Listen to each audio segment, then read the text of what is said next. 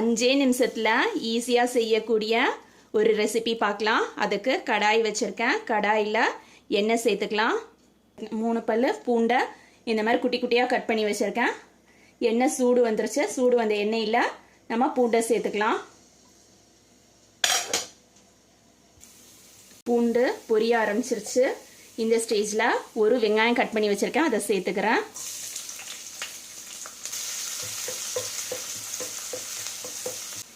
பாதி carrot cut பண்ணி வச்சுருக்கேன், அதையும் சேர்த்துக்கிறேன். கேரட்டு இந்த மாதிரி நீளமாக கட் பண்ணிவிட்டு சேர்க்கணும்.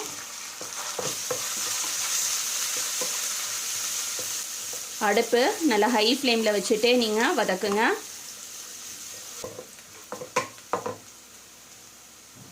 கேரட் வதங்கிட்டு இருக்கும்போதே குடமிளகாவையும் இந்த மாதிரி நீளமாக கட் பண்ணியிருக்கேன், அதையும் சேர்த்துக்கிறேன். குடமிளகா வந்து கால்வாசி சேர்த்துருக்கேன்.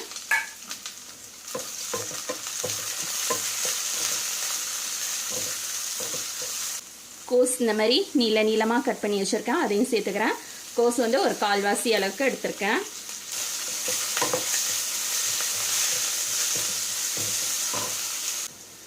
உப்பு சேர்த்துக்கிறேன்.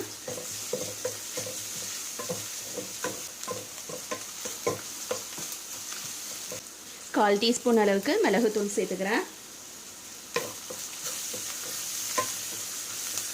சாதம் குக் பண்ணி வச்சுருக்கேன், அதை சேர்த்துக்கிறேன்.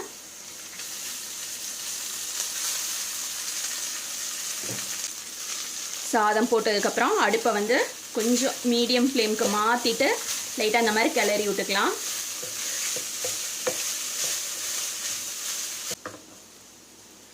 கொஞ்சமாக சோயா சாஸ் சேர்த்துக்கிறேன்.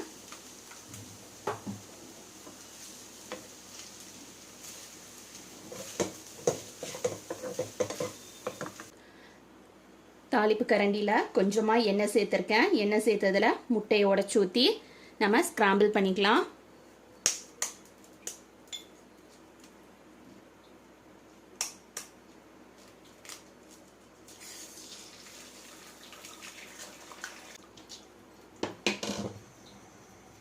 முட்டையில் லைட்டாக மிளகுத்தூள் போட்டுக்கிறேன். கொஞ்சமாக உப்பு சேர்த்துக்கிறேன். நல்லா ஸ்க்ராம்பிள் பண்ணிடலாம்.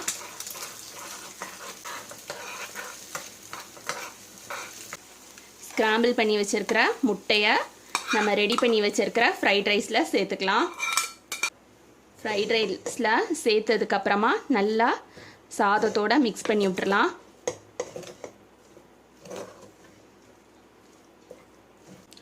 கொஞ்சமாக நான் ஃப்ரைட் ரைஸ் மசாலா பவுட்ரு சேர்த்துக்கிறேன். உங்கள்கிட்ட இருந்தால் நீங்கள் சேருங்க, அப்படி இல்லைனா ஸ்கிப் பண்ணிக்கோங்க.